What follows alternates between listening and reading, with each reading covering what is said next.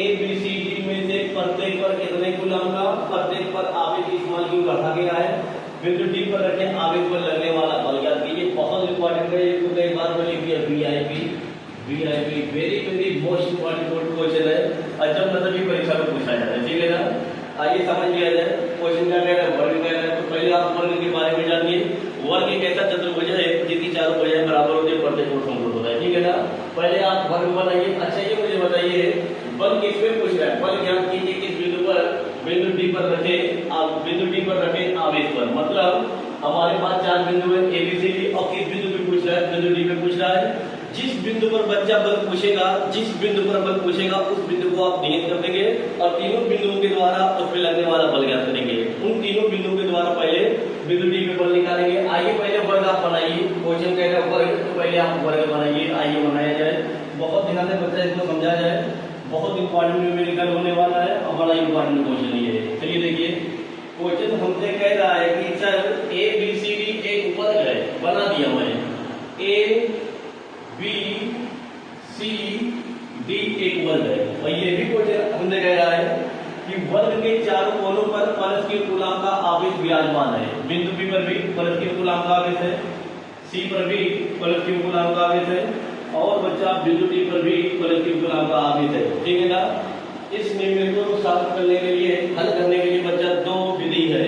तो सबसे आसान विधि मैं बताऊंगा, नहीं समझ में आएगा तो आप कमेंट करके बताइएगा, मैं दूसरी विधि बताऊंगा, ठीक है ना। लेकिन थोड़ी बड़ी है, ठीक है ना। चलिए आगे देखिए, वर्ग एक ऐसा चतुर्भुज है जिसकी चार भुजाएं आपस में बराबर। क्वेश्चन में दिया है कि क्या दिया, देखिए भुजा ए वाले, इसका मतलब ये कि चारों भुजा क्या है, इस्माल है, ठीक है ना। समझाने के लिए बच्चा केवल मैं एक लिख दे रहा हूँ, वर्ग की एक भुजा कितना है सर ए, तो मेरे पास चारों भुजा की कितना होगी, इस्माल है। बस इतना पर्याप्त है, आप समझ लीजिए कि चारों भुजा कितना है मेरे पास, इस्माल है, ठीक है ना। आइए चलिए बढ़िए आगे की तरफ। अब देखिए क्वेश्चन किस बिंदु पे कह रहा है, बिंदु डी पे लगने वाला बल ज्ञात करना है ना। पहले चित्र में देखो बिंदु डी कहाँ है, आपसे देखिए कहाँ है, डी बिंदु, ए बी सी एक डी बिंदु है ना। बच्चा जिस बिंदु पर कह दे आप उस बिंदु को नियत कर दीजिए और तीनों बिंदु के द्वारा उस पे लगने वाला बल निकालिए। उन तीनों बिंदु के द्वारा उस पे लगने वाला ये बल निकाला जाए। ये बच्चा इस्माल है, ठीक है ना, इसको मैं निकाल दे रहा हूँ, ठीक है ना। आइए चलिए बढ़िए आगे की तरफ बढ़िए। बहुत अच्छा क्वेश्चन देखिए, पहले आप अध्ययन करेंगे ए के द्वारा डी पे लगा बल, फिर निकालेंगे बी के द्वारा डी पे लगा बल, फिर निकालेंगे सी के द्वारा डी पे लगा बल। क्योंकि हमने डी पे पूछ रहा है तो इन तीनों बिंदु आवेशों के कारण बिंदु डी पे लगने वाला बल निकालेंगे, चाहे वो आकर्षण हो या प्रतिकर्षण। मौके पे यहाँ पर देखिए क्या है, ये भी प्लस है, ये भी प्लस है। हमें पता है सर समांतर आवेशों में क्या होता है, प्रतिकर्षण। तो आप हमें बताओ बिंदु ए के द्वारा बिंदु डी पे लगने वाला बल कैसा होगा, क्या ए मतलब ये पॉजिटिव आवेश इसको अपनी तरफ खींचेगा कि दूर फेंकेगा, सर दूर फेंकेगा, प्रतिकर्षित करेगा। कहने का मेरा मतलब ये सर ए के द्वारा डी पे लगने वाला बल बच्चा मान लिया F1 है जो नीचे की तरफ है। क्या ये बात आपको समझ में आया? सर F1 का डायरेक्शन कहाँ देखा है, बी से की तरफ है, ए से डी की तरफ है, ए से डी की तरफ है ना। अब आगे बढ़िए, अब आप निकालेंगे बिंदु बी के द्वारा डी पे लगने वाला बल। पहले मैं बी और डी को मिला दे रहा हूँ, ठीक है ना। आइए मिला दिया जाए। तो अगला देख करेंगे बिंदु बी के द्वारा डी पे लगने वाला बल। मान लीजिए मेरे पास बिंदु बी के द्वारा डी पे लगने वाला बल F2 है। F2 किसके द्वारा लगा बल है बच्चा, ये F2 किसके द्वारा लगा बल है, बिंदु बी के द्वारा डी पे लगने वाला बल क्या F2, जिसका डायरेक्शन कैसे बी से डी की तरफ है, ठीक है ना। अब आगे बढ़िए, अब आइए सी पे आइए। सी पे भी तो प्लस आवेश है, ये भी प्लस आवेश है, तो ये प्लस आवेश इसको इधर बुलाएगा कि दूर फेंकेगा, सर समान प्रकार का आवेश है ना, तो ये आवेश इसको क्या करेगा, प्रतिकर्षित करेगा। आइए देखिए, मान लिया जाए सी के द्वारा, इस सी के द्वारा बिंदु डी पर लगने वाला बल मेरे पास F3 है ना। F3 किसके द्वारा लगा हुआ है, सर बिंदु सी के द्वारा बिंदु डी पे लगने वाला बल मेरे पास क्या है, F3 है। अब आगे का वजह दिया जाए, बहुत इंपॉर्टेंट क्वेश्चन है। आइए देखिए, अब आइए सॉल्व किया जाए।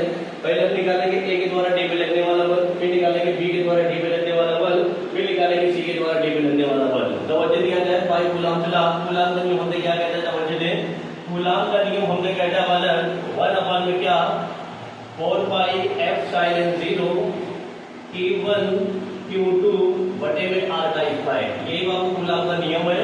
पहले ये समझिए कूलम का नियम, आगे प्रश्न में लगाएंगे कैसे। देखिए देखो R क्या है, दोनों आवेशों की बीच की दूरी है। मेरे कहने का मतलब हमेशा हमको दोनों आवेशों की बीच की दूरी क्या होनी चाहिए, पता होनी चाहिए। आर क्या है, दोनों आवेशों की बीच की दूरी समझिए तो न्यूमेरिकल पर बाबू ए और डी के बीच लगने वाला बल, ए और डी, ए पे आवेश की हो और डी पे आवेश की हो, तो इन दोनों आवेशों की बीच की दूरी कितना है सर, इस मानिए है, ठीक है ना।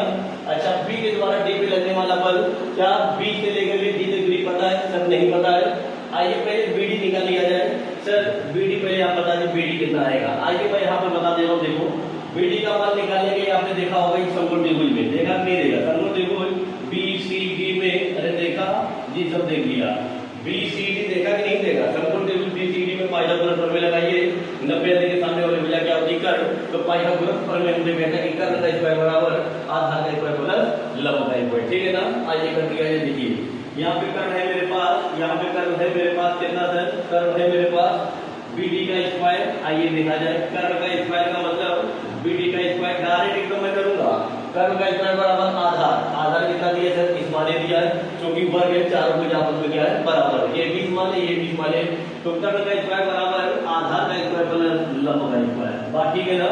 आइए देखिए, जब मैं निकालूंगा बीडी का स्क्वायर बराबर बाबू ए स्क्वायर स्क्वायर 2a स्क्वायर नहीं होगा, बिल्कुल होगा।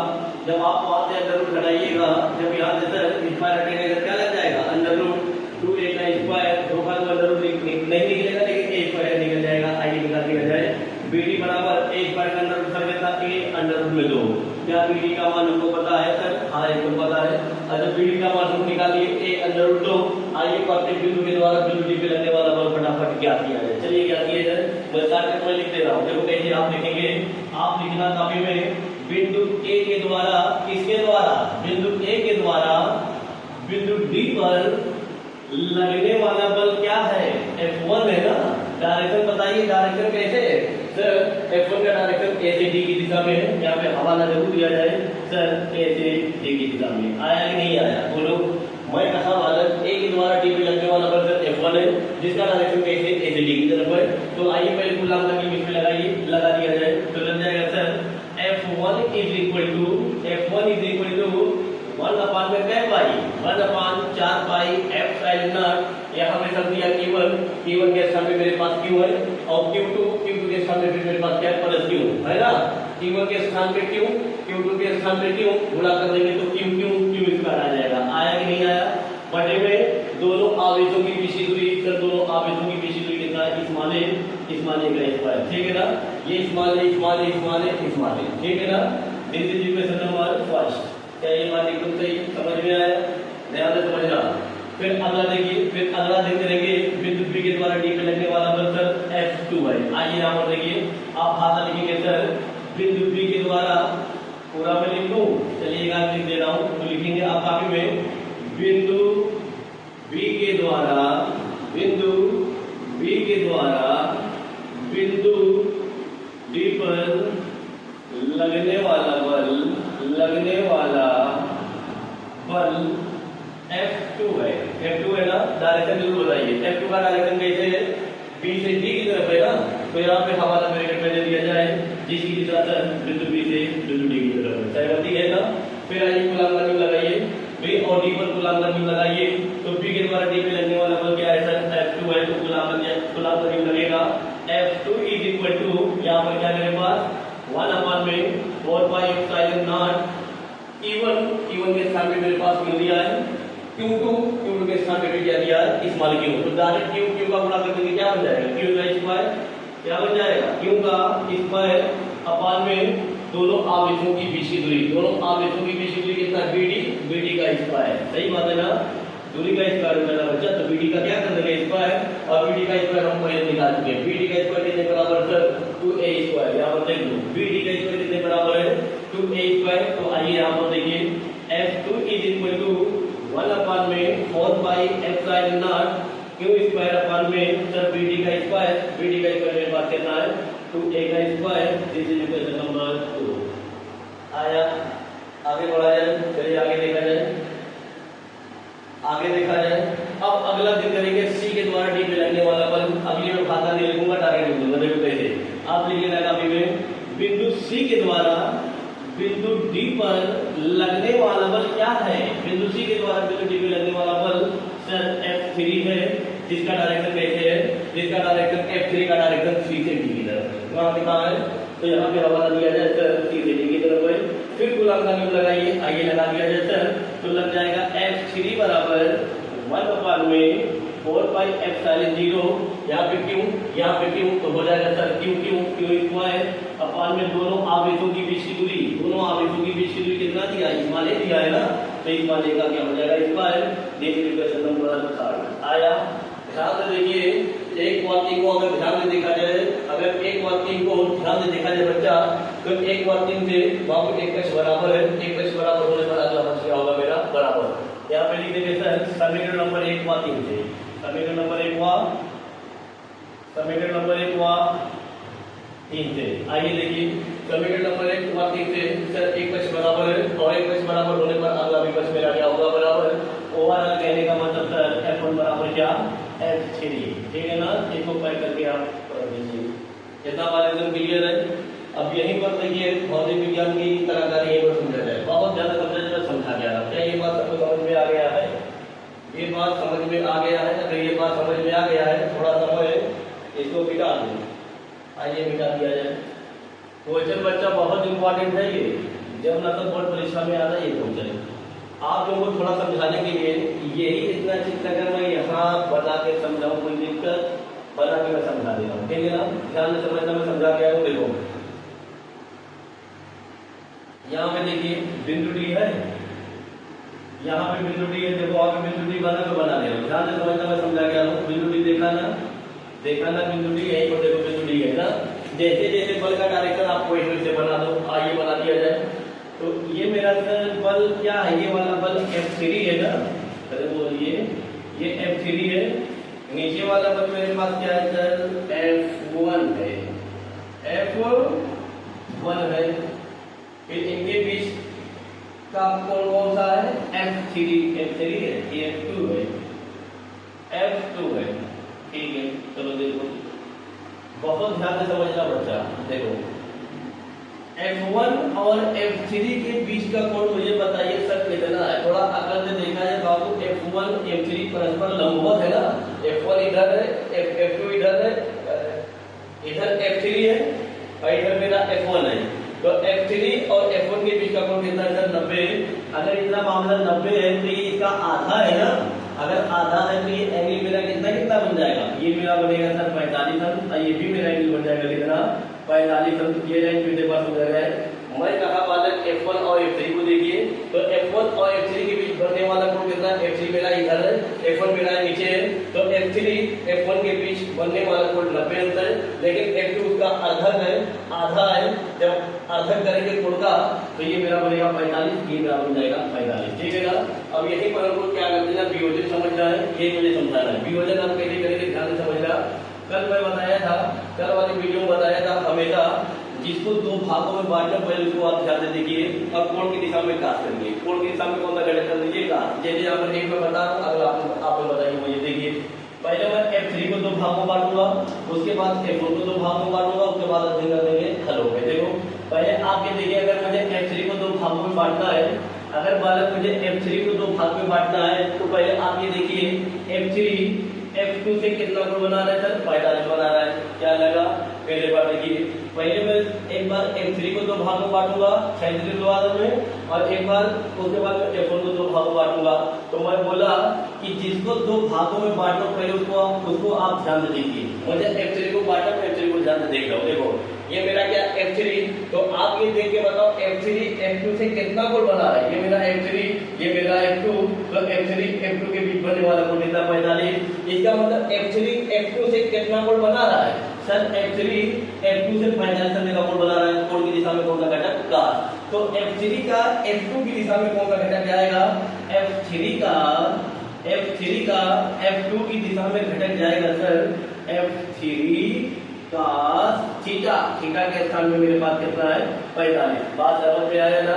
ये मेरा देखो F3 है, ये इसका घटक है, तो इसका लंबवत घटक कैसे जाएगा, इसका लंबवत घटक सर ऐसे जाएगा। कौन सा घटक जाएगा F3 sin 45। क्या ये बात एकदम समझ में आया, एकदम ठीक इसी प्रकार अब मैं अध्ययन करूंगा F1 पर अध्ययन करने के लिए क्या कर देगा।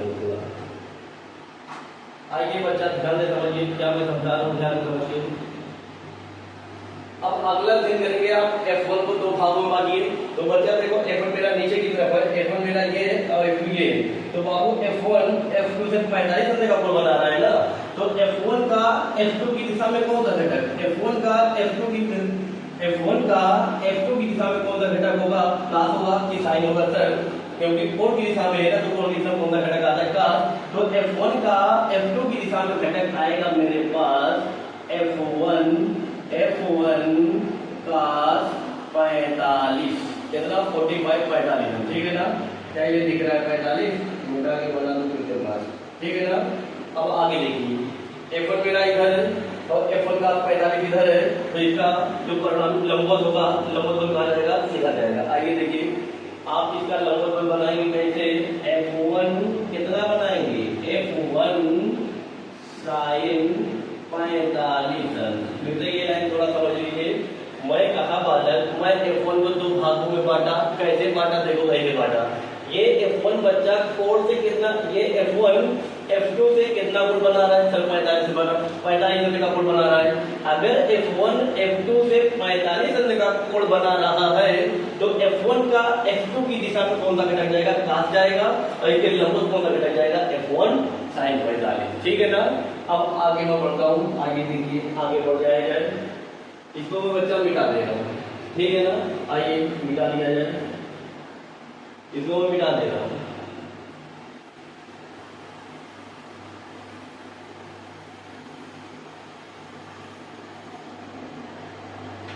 ये वियोजन समझ में कैसे किया है, जब भी आप वियोजन कर देंगे चाहे इतना कठिन क्वेश्चन बहुत आसानी से हल होगा, ठीक है ना। अब आगे देखिए कैसे हल करेंगे, आइए देखिए आ जाए, देखो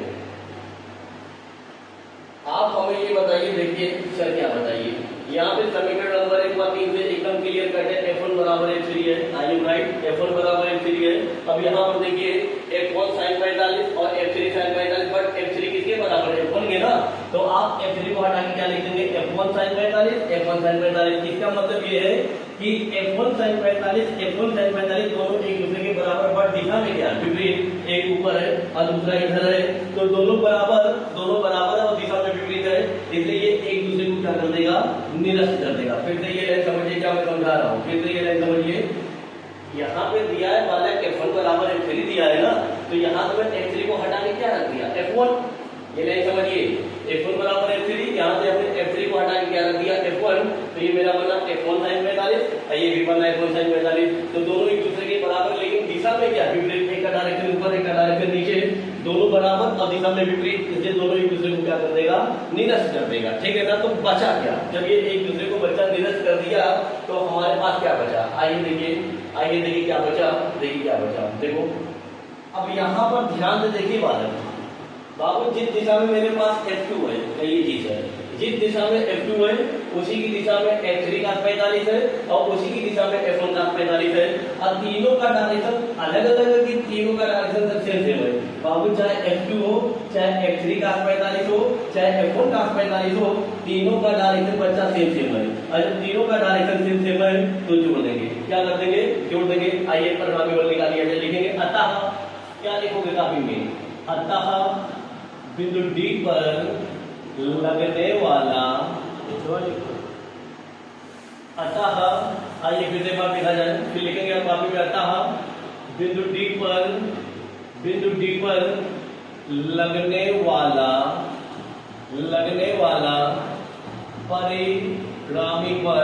परिणामी बल मान लिया F है, F किसका परिणामी, तवज्जो दो, और कहा बल यहाँ पर F2 और F3 का 45, F1 का 45, तीनों का डायरेक्शन सेम है, तो इन तीनों बलों का परिणामी बल मान लिया कितना है सर, F।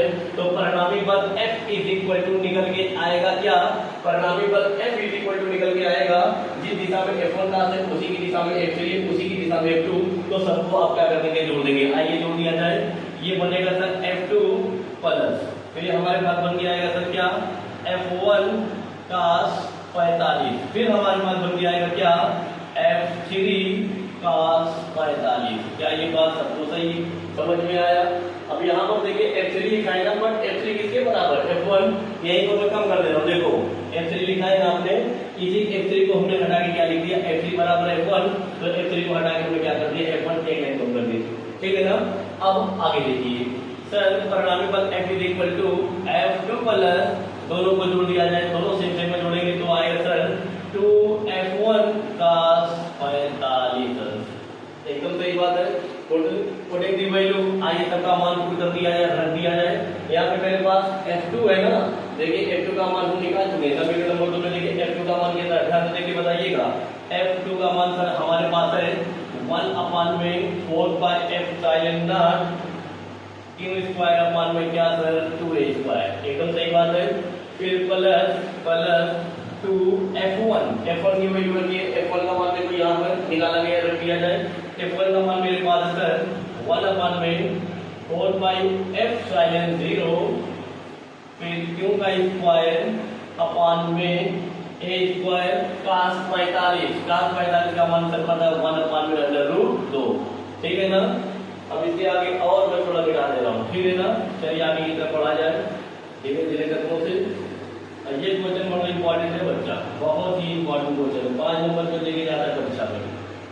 चलो देखो यहाँ पर आप देख के बताइए क्या कॉमन है सर। तो परिणामी बल F इज इक्वल टू, ध्यान से देखिए सर क्या कॉमन है।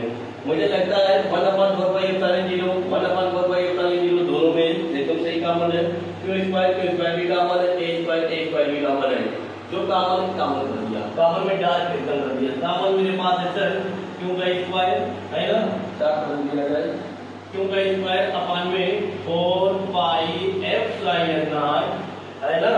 फिर क्या कॉमन है, a स्क्वायर कॉमन है, तो बचा यहाँ पर क्या सर, यहाँ पे बचा मेरे समझ से 1/2, यहाँ पे बचा मेरे समझ से क्या सर 2/√2।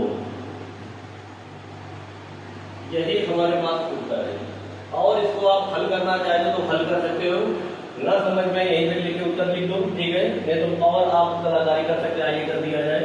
यहीं पे भी एकदम सही है, आप अगर गुणा भाग कर सकते तो कर लीजिए। q स्क्वायर अपान में 4 पाई एप्सिलॉन नॉट a का स्क्वायर, इसका जब आप एलसीएम लीजिएगा तो 2/√2 नहीं आएगा, बिल्कुल आएगा। 2 से 2 कटा, √2 बचा ना, √2 का एक टुकड़ा कर देंगे सर आ जाएगा √2 बोलो 3 लिखा हूँ, ठीक है ना। फिर √2 से √2 कटा, 2 बचा, 2 का 2 कर देंगे कितना आएगा 4। बस ये क्वेश्चन बड़ा इंपॉर्टेंट है, आप यहीं तक रहने दीजिएगा, ठीक है ना। पहले से भी ज्यादा इंपॉर्टेंट है ये, जब मतलब प्रिपरेशन पूछा मुझे 5 नंबर लेके जाता है, बहुत ही इंपॉर्टेंट है। जितनी तारीफ किया जाए उतना कम। देखो क्वेश्चन क्या कह रहा है, देखो क्वेश्चन कह रहा है 2 बिंदु आवेश प्लस 9 प्लस 3 एक दूसरे से 16 सेंटीमीटर की दूरी पर है, इनके बीच एक आवेश इस्तेमाल क्यों कहा रख दिया जाए कि पूरा निकाय संतुलन में। बात समझिए, जब भी क्वेश्चन कहते हैं संतुलन में कब होगा, जब दोनों बल आपस में बराबर हो कि कम ज्यादा हो। हमें जब संतुलन कह ही देगा तुरंत जाने कि दोनों बल आपस में बराबर है, तभी तो निकाय संतुलन में होगा। आगे देखिए, आइए क्वेश्चन में देखा जाए। क्वेश्चन कहता है 2 बिंदु आवेश प्लस 9 प्लस 3, मान लिया जाए सर बिंदु ए पर प्लस 9 कूलम का आवेश है, डन। फिर क्वेश्चन कहता है इससे 16 सेंटीमीटर की दूरी पर मान लिया एक बिंदु बी है और इस पर प्लस ई आवेश है। दोनों बिंदु आवेशों की बीच की दूरी क्वेश्चन में चूना लगा दिया सर क्या सेंटीमीटर, 16 सेंटीमीटर, डन। 16 सेंटीमीटर की दूरी पर है। अब आगे क्वेश्चन कहता है इन दोनों बिंदु आवेशों को मिलाने वाली रेखा के किस बिंदु पर एक तीसरा आवेश इस्तेमाल क्यों रख दिया जाए। अब क्यों यहाँ रख दिया जाए, क्यों यहाँ रख दिया जाए, कहाँ रख दिया जाए, मैं तुक्का मार के बता सकता हूँ कहाँ रख दिया जाए। देखो कहिए कूलॉम का नियम आपने क्या देखा था, F समानुपात Q1 Q2 ना। इसका मतलब है कि आवेशों का अगर परिमाण जबरदस्त है तो उस पर लगने वाला बल भी जबरदस्त है। मेरे कहने का मतलब ये है बालक इन दोनों में से पहले आप ये देख लो किस पर परिमाण ज्यादा है, ए पे ज्यादा है कि बी पे ज्यादा है। सर ए पे ज्यादा है, ए पे 9 दिया है और ए पे कितना दिया 1। इसका मतलब जो मैं तीसरा आवेश ला के रखूंगा जहां पे आप रखेंगे, जहां पर आप रखेंगे, मान लिया मैं यहीं पर रख दिया, एक बिंदु में सी लिया और इस सी पर मैं रख दिया सर प्लस क्यू कूलॉम का आवेश हमने रख दिया। अगर कोई पूछेगा आप चाहे जहां रख सकते हैं कोई दिक्कत नहीं है, आप यहाँ आगे प्रश्न में से कुछ बात बताना चाहता हूँ। आप सर यहाँ पर रखिए ए के पास क्यों नहीं, सी को बी के पास क्यों? मैं कहा जैसे इसका परिमाण ज्यादा है, इसका परिमाण कम है, हमें जिसका परिमाण ज्यादा होगा वो प्लस क्यों मिलना, प्रतिकर्षण बल जबरदस्त लगाएगा। प्रतिकर्षण बल क्यों लगाएगा सर? ये भी प्लस है, ये भी प्लस है। हमें पता है सर सजातीय आवेशों में क्या होता है, प्रतिकर्षण। तो जिसका परिमाण ज्यादा होगा, इन दोनों में से जिसका परिमाण जबरदस्त होगा वो आवेश इस आवेश पर उतना ही जबरदस्त प्रतिकर्षण बल आरोपित करेगा। ठीक है ना?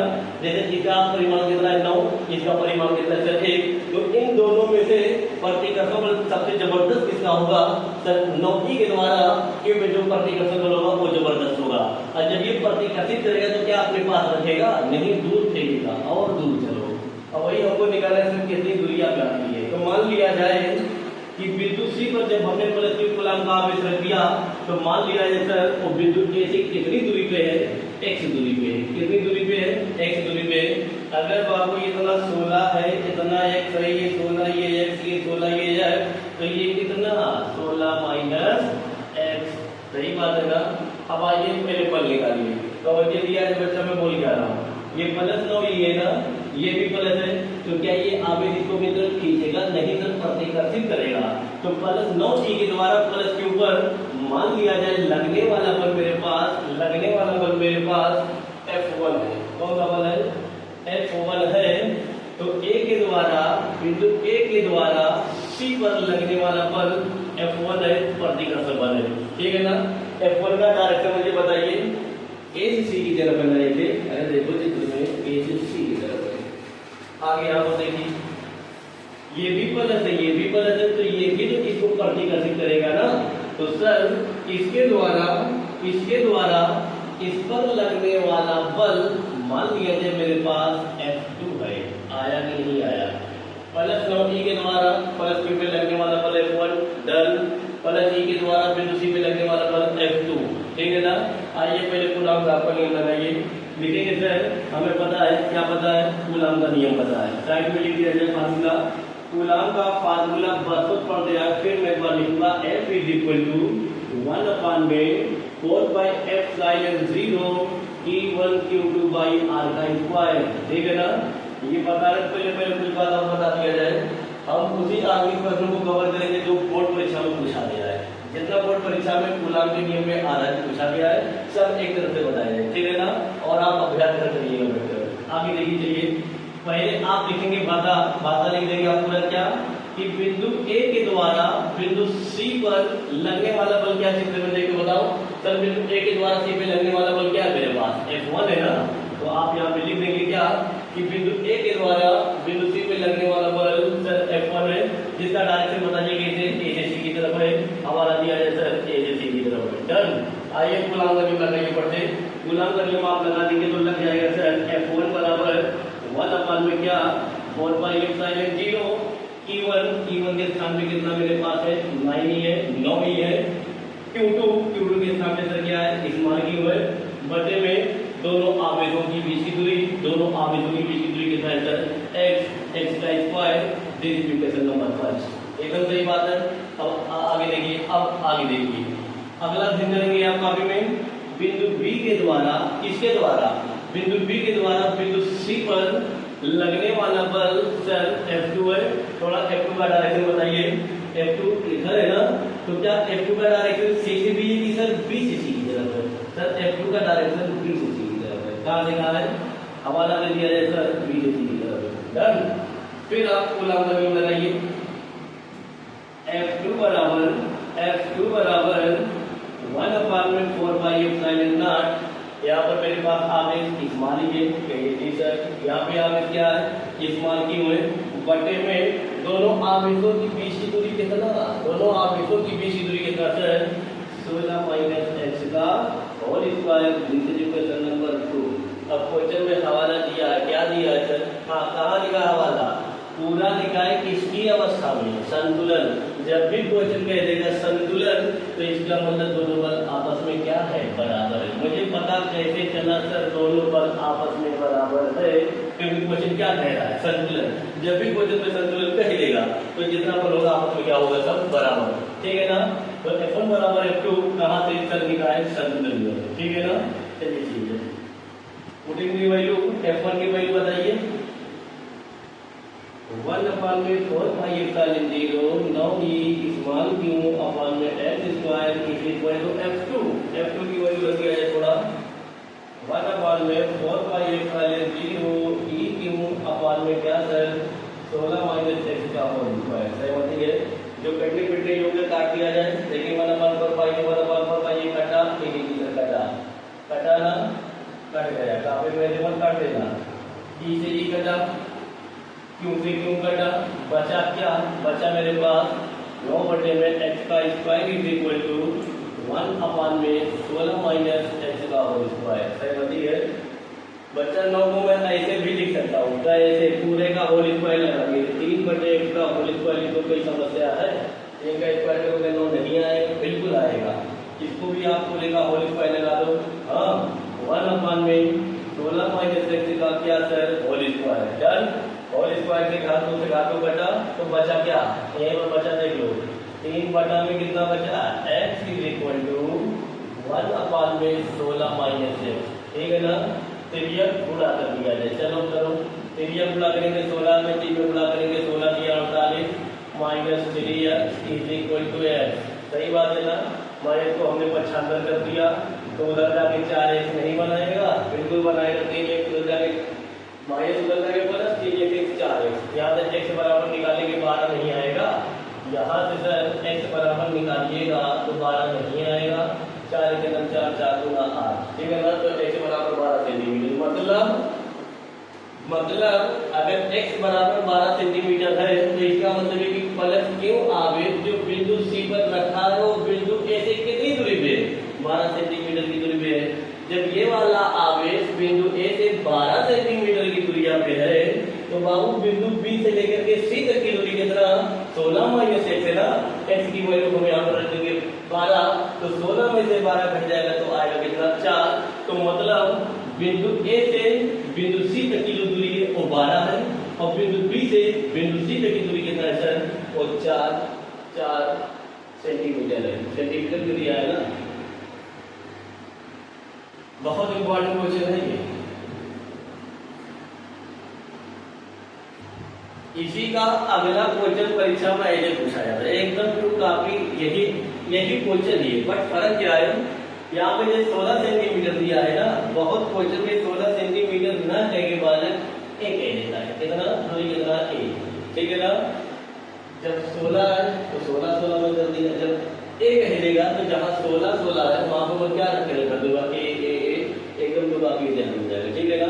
यही क्वेश्चन एकदम है, बट दोनों आवेशों की बीच दूरी वहां पर ए दिया रहेगा, 16 नहीं, ठीक है ना।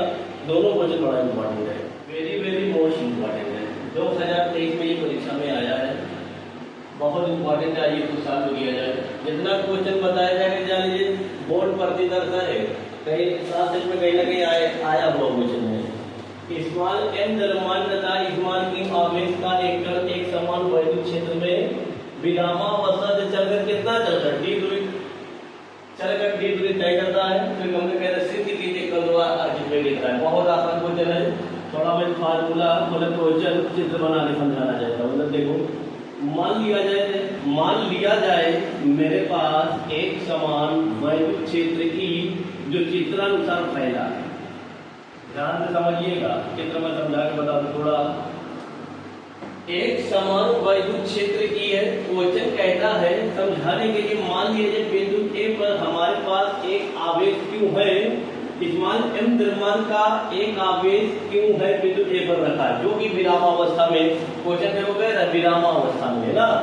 अगर बच्चा ये आवेश वैद्युत क्षेत्र में है और विरामावस्था में है ना, तो फिर आगे क्वेश्चन कहता है कि विरामावस्था से चल रहा है, मान लिया कितना चला, मान लिया कितना चला, मान नहीं लिया, क्वेश्चन में खुद दिया डी दूरी चला। देखो जब ये आवेश मान लिया डी दूरी तय करके, मान लिया बी पे आया, कितनी दूरी तय करके, डी दूरी, क्वेश्चन में कह रहा डी दूरी, जब विरामा अवस्था में है तो उसका प्रारंभिक वेग 0 है ना, और जब डी दूरी चलकर बिंदु बी पे जाएगा तो रुका हुआ जाएगा कि गति करता हुआ जाएगा, गति करता हुआ जाएगा।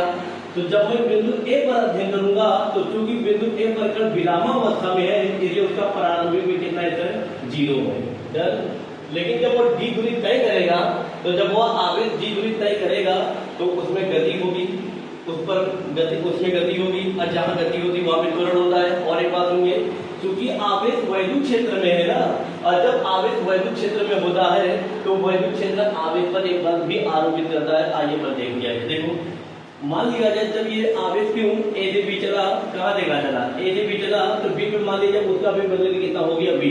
पहले क्वेश्चन कह रहा है विरामावस्था में, और जब विरामावस्था में तो इसका प्रारंभिक वेग कितना है, 0। और जब वही आवेश डी दूरी तय करता है तो डी दूरी तय करने के बाद मान लीजिए बिंदु बी पर उसका भी कितना हो जाता है बी। तो आगे देखा जाए क्या हमें बताया। देखो पहले ही मेरे पास आवेश वैद्युत क्षेत्र में अवसर पर बताया गया है, पढ़ा गया है कि जब कोई आवेश वैद्युत क्षेत्र में होता है उस पर हमेशा एक बलदार करता है। औसत कितना बलदार करता है, आइए देखिए। E बराबर F अपान में Q पढ़ाया गया है, आवेश क्यों रखा गया है कोचिंग में। देखो चलिए पढ़ा करिए तो F बराबर कितना आएगा, E इंटू Q आएगा कि नहीं आएगा। हमें पता है सर जहां पे बल होता है वहां पे त्वरण, न्यूटन साहब का नियम लगाइए। F बराबर m से कहां से ये आ गया सर, क्योंकि जहां बल वहां पे क्या होता है त्वरण, ठीक है ना।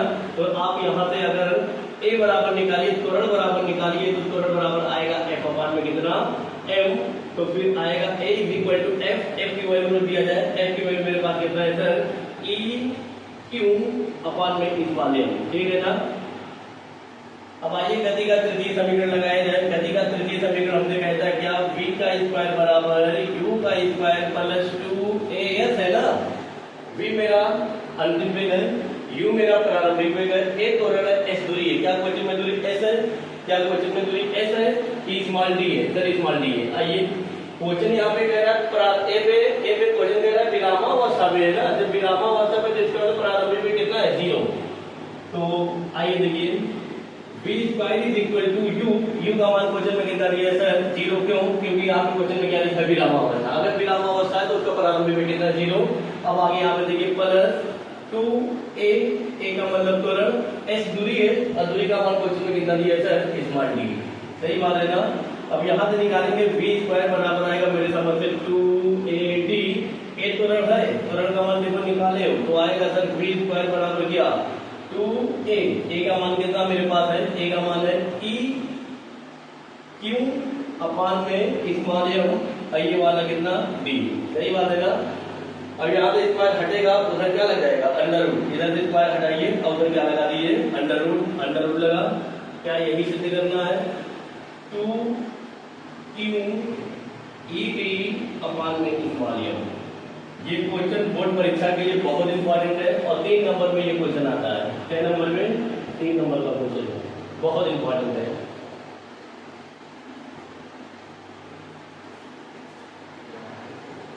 विरामावस्था से